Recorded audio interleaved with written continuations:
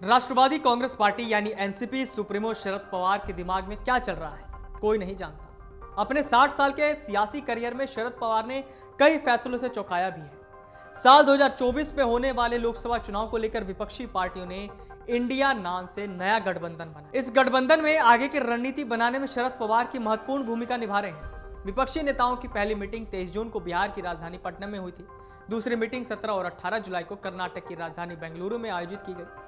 विपक्ष की इन दोनों बैठकों में पवार पहली पंक्ति में मंच पर बैठे नजर आए। पिछले महीने भतीजे और महाराष्ट्र के उप मुख्यमंत्री अजीत पवार ने चाचा से बगावत करके एनडीए में शामिल हो गए। इसके बावजूद चाचा शरद पवार ने हार नहीं मानी और एक बार फिर से सियासी मैदान में आक्रामक अंदाज में साल 2024 में होने वाले लोकसभा चुनाव की तैयारियों में जुट गए।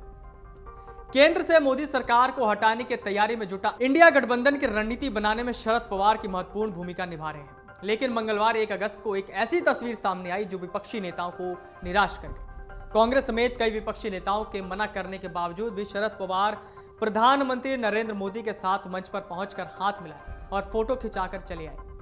अब आइए जानते हैं ये पूरा घटनाक्रम क्या है।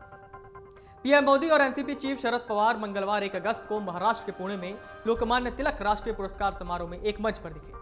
प्रधानमंत्री मोदी को लोकमान्य तिलक पुरस्कार से सम्मानित करने के लिए आयोजित कार्यक्रम में महाराष्ट्र के CM Eknath Shinde, deputy CM Devendra Fadnavis और अजीत पवार समेत अन्य नेता शामिल हुए। इस दौरान स्टेज पर पीएम मोदी और शरद पवार ने हाथ मिलाकर कुछ देर हंसते हुए एक दूसरे से बातचीत की। शरद पवार ने पीएम मोदी की पीठ भी थपथपाई। पीएम को उनके सर्वोच्च नेतृत्व और नागरिकों में देशभक्ति की भावना जगाने के लिए इस पुरस्कार से सम्मानित किया गया। लोकमान्य तिलक की विरासत का सम्मान करने के लिए 1983 में तिलक स्मारक मंदिर ट्रस्ट द्वारा इस पुरस्कार की शुरुआत की गई थी। यह पुरस्कार हर साल 1 अगस्त को लोकमान्य तिलक की पुण्यतिथि पर दिया जाता है। शरद पवार ने पीएम मोदी के साथ मंच साझा न करने की विपक्षी दलों के गठबंधन इंडिया के अनुरोध को स्वीकार नहीं किया था। शरद पवार की एनसीपी में जुलाई में हुए विभाजन के बाद पीएम मोदी और उनके बीच यह पहली मुलाकात थी। इस कार्यक्रम के बाद शरद पवार ने बयान भी जारी किया। शरद पवार ने कहा कि मैं प्रधानमंत्री मोदी से कहना चाहता हूं, पुणे शहर का इस देश में एक विशेष महत्व है। छत्रपति शिवाजी महाराज और उनका इतिहास पूरी दुनिया जानती है। शिवाजी महाराज जी का जन्म इसी जिले के शिवनेरी किले में हुआ था और उनका बचपन पुणे शहर के लाल महल में बीता।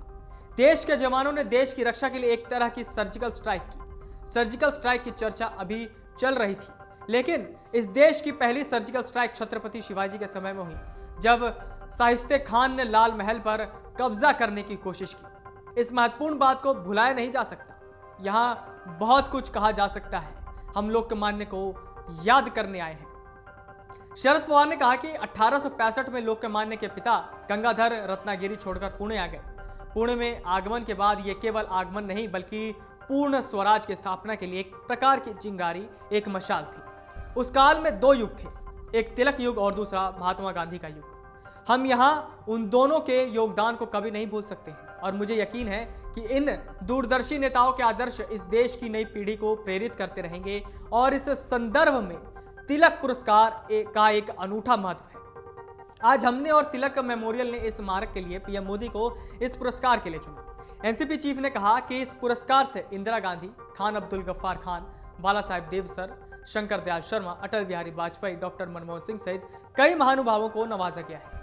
इन महानुभावों की सूची में आज नरेंद्र मोदी का नाम भी शामिल हुआ। आज हम सभी की ओर से उन्हें यहां दिए गए पुरस्कार के लिए ईमानदारी से बधाई देते हैं। इससे पहले इस समारोह में अपने संबोधन में शरद पवार ने पीएम मोदी पर निशाना साधते हुए कहा था कि शिवाजी महाराज ने कभी किसी की जमीन नहीं छीनी। इस कार्यक्रम को संबोधित करते हुए पीएम मोदी ने कहा कि भारत के स्वतंत्रता संग्राम में अग्रणी रहे लोकमान्य तिलक के नाम पर पुरस्कार मिलना सम्मान की बात है। मैंने पुरस्कार राशि नमामि गंगे परियोजना को दान करने का फैसला किया है।